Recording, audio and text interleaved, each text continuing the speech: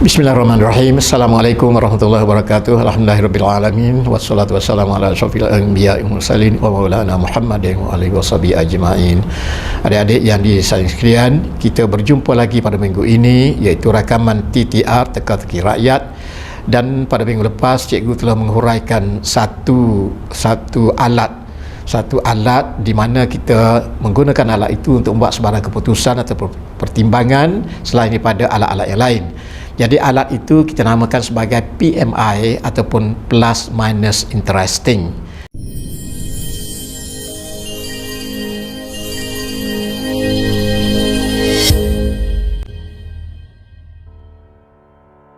Okey adik-adik, seperti mana yang cikgu bercakap mengenai PMI. Okey cikgu, boleh tak cikgu kita imbas kembali sedikitlah mengenai PMI ini, dan kalau boleh cikgu bagi satu situasi lain mengenai PMI.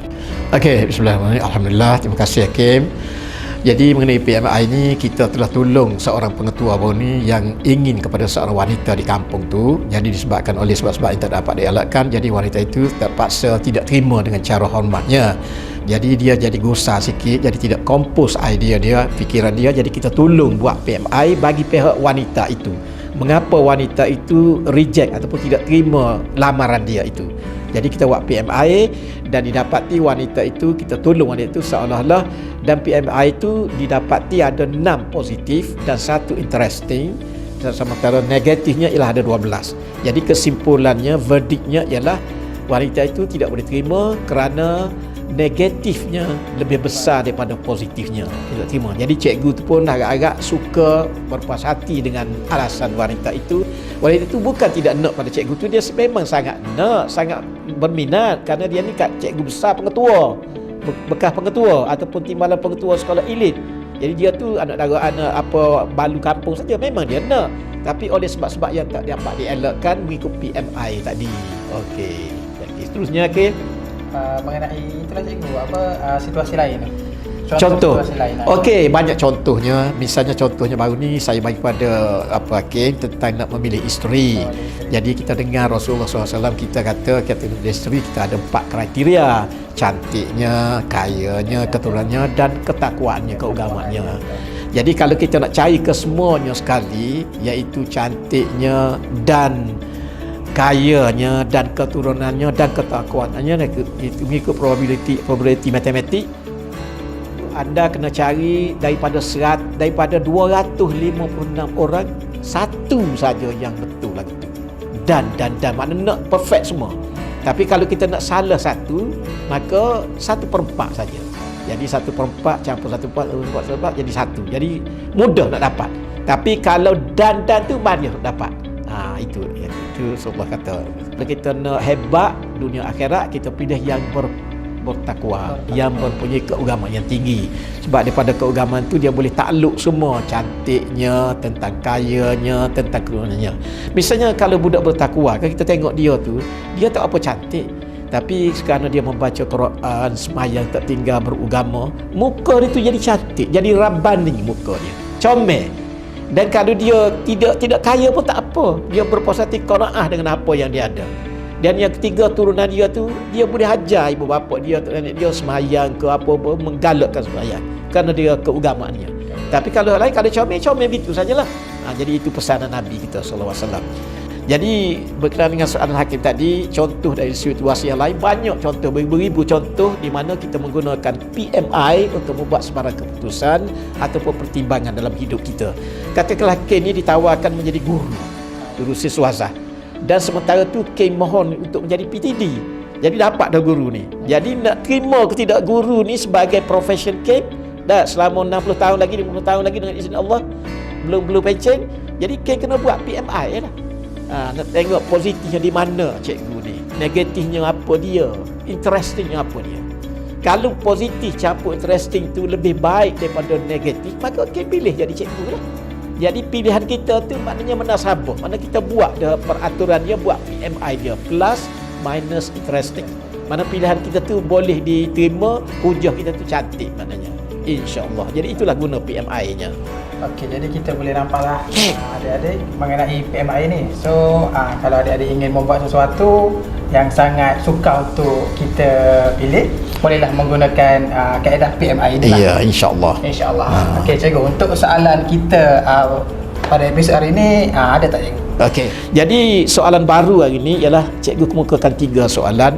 Jadi tiap-tiap satu soalan tu cikgu gantung dia supaya adik memberi jawapan menyempurnakan apa peristiwa tu berlaku, dan minggu depan cikgu akan kongsikan jawapan yang sebenar mengikut skema yang ada pada cikgu. Jadi dalam masa seminggu tu adik reka dengan cara yang kreativiti adik-adik berfikiran secara divergent untuk menyempurnakan cerita itu. Okey. Okey. Jadi cerita yang pertama, seorang pemuda ni seorang pemuda satu kita katakan. Dia baru kahwin lebih kurang 1 bulan dengan isterinya, sama-sama muda. Jadi isteri dia ni tengok di keliling tu orang pergi berjemaah. Dia pun runsing lah suami dia tak pergi berjemaah di masjid. Dia pun minta lah suami dia pergi jemaah. Jadi pergilah dengan motosikal, pergilah dia. Setelah sembahyang maghrib dia turun. Jadi pemuda tu turun bersembang-sembang dengan budak-budak kecil mengenai motor di pekarangan masjid tu. Dia tidak serius mendengar orang mengajar kuliah maghrib itu. Dia tidak serius. Jadi setelah dia bercakap-cakap tu, dia tangkap satu perkataan daripada penceramah tu, satu perkataan. Oh, dia kata, ini aku ada petua hari ni. Aku nak balik cerita pada isteri aku supaya dia tolong buat. Dia pun supervisor tu gegah balik.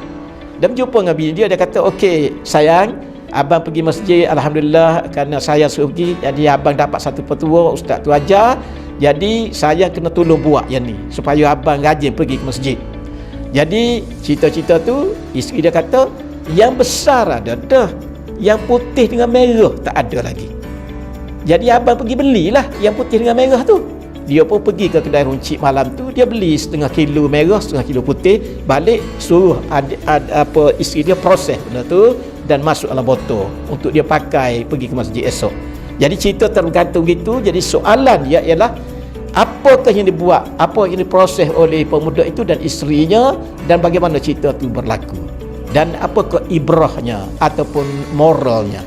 Jadi jawapan pada minggu depan kita akan kongsikan bersama, insya-Allah.